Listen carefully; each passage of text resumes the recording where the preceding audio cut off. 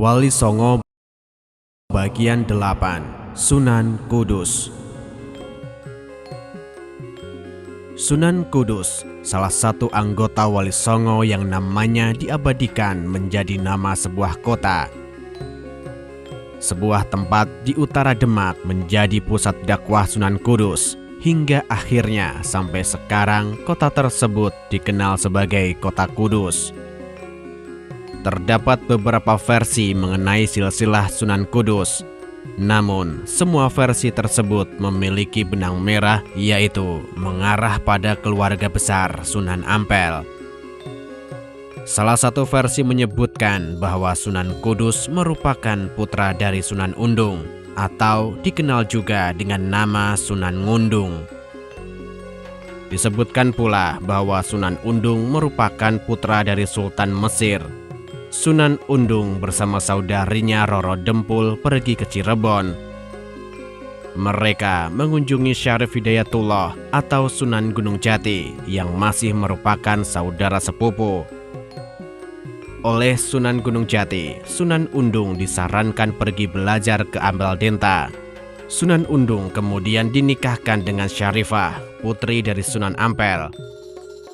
Dari pernikahan Sunan Undung dengan Syarifah inilah, di awal 1500-an Masehi, lahir Ja'far Shodiq yang diberi gelar Raden Fatihan. Kelak Ja'far Shodiq akan lebih dikenal sebagai Sunan Kudus. Sumber-sumber sejarah yang ada tidak menyebutkan dengan detail masa pembelajaran Sunan Kudus. Selain berguru kepada Sunan Ngudung, catatan sejarah menyebutkan bahwa Sunan Kudus pernah berguru kepada Kiai Telingsing.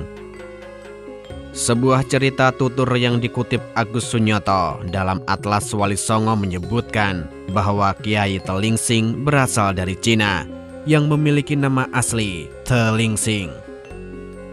Kiai Telingsing, seorang Cina Muslim, tinggal di sekitar Sungai Juwana yang sekarang masuk ke daerah Kabupaten Pati. Tempat tinggal Kiai Telingsing dikenal sebagai Desa Tajuk. Dalam berdakwah, Kiai Telingsing juga mengajarkan beberapa jenis keahlian seperti pandai besi, pengolahan emas, dan pembuatan alat-alat pertanian. Beliau datang dari Cina bersama dengan rombongan Laksamana Cheng Ho, pejabat tinggi Kekaisaran Cina yang juga seorang Muslim. Laksamana Cheng Ho tercatat memiliki andil dalam penyebaran agama Islam di Nusantara, khususnya Jawa.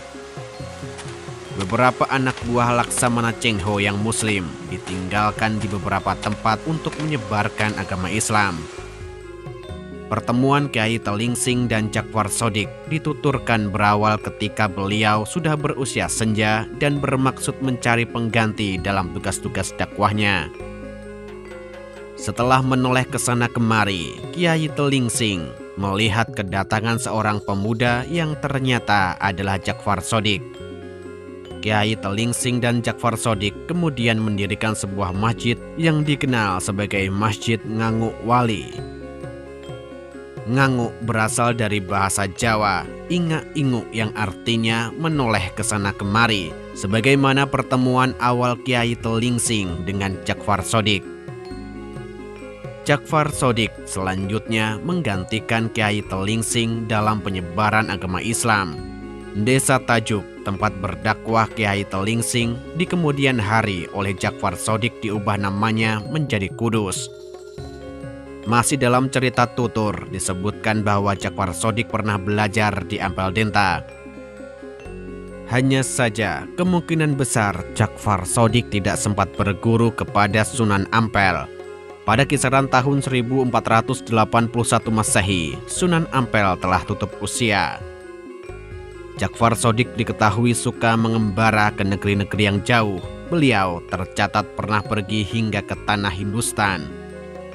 Beliau pernah pergi ke Mekah untuk menunaikan ibadah haji.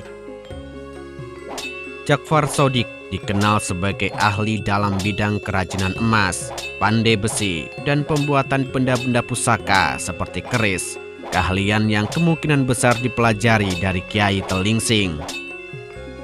Sebagaimana anggota Wali Songo lainnya, dalam menjalankan dakwahnya, Sunan Kudus melakukan pendekatan yang persuasif.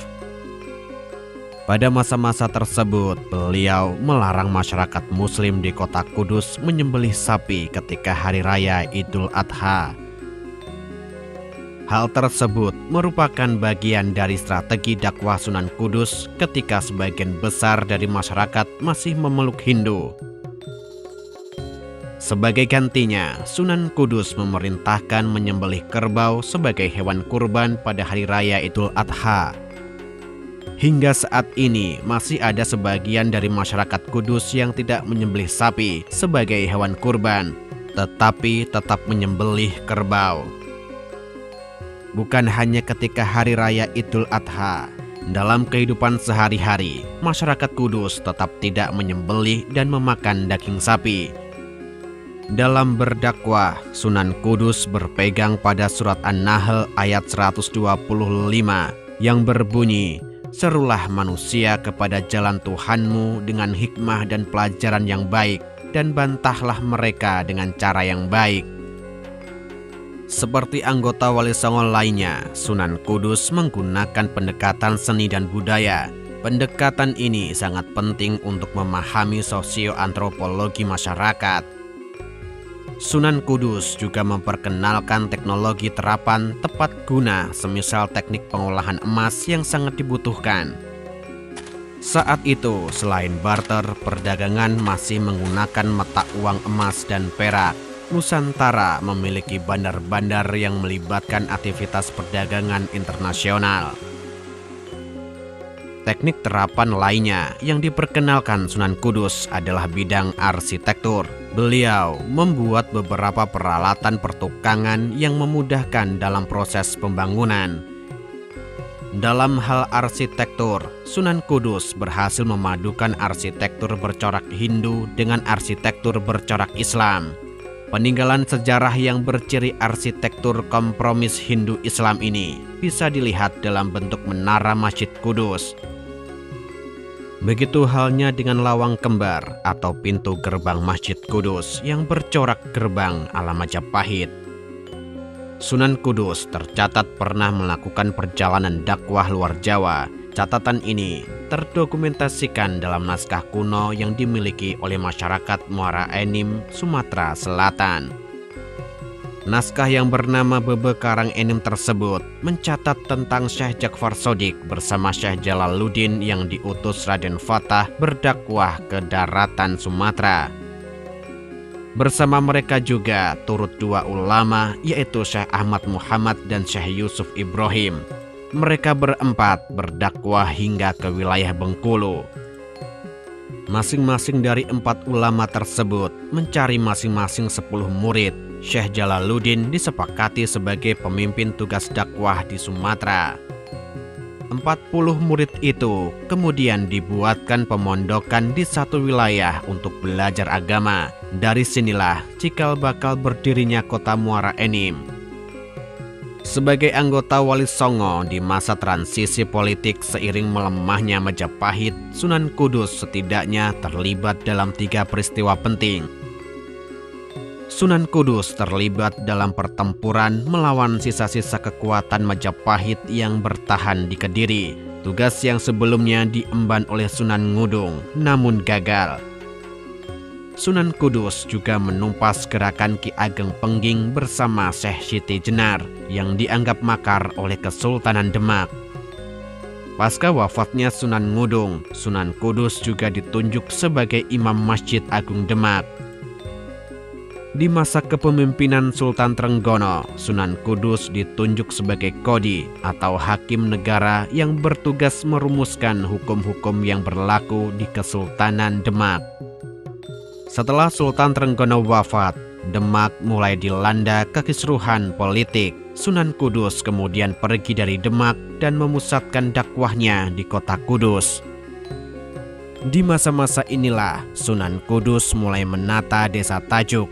Selain mengubah nama Tajuk menjadi Kudus, Syekh Ja'far Shodiq juga membangun pesantren dan sebuah masjid. Masjid Kudus dengan menara yang ikonik dianggap sebagai karya arsitektur dengan menggabungkan kebudayaan Jawa, Hindu, dan Islam. Dalam beberapa sumber sejarah, sebutan Sunan Kudus sendiri diperoleh ketika beliau sudah menetap di kota Kudus.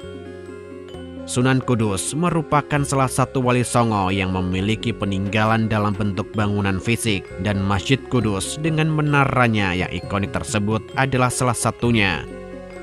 Sunan Kudus tutup usia pada kisaran paruh kedua abad ke-16. Beliau dimakamkan di kompleks pemakaman bagian belakang Masjid Agung Kudus.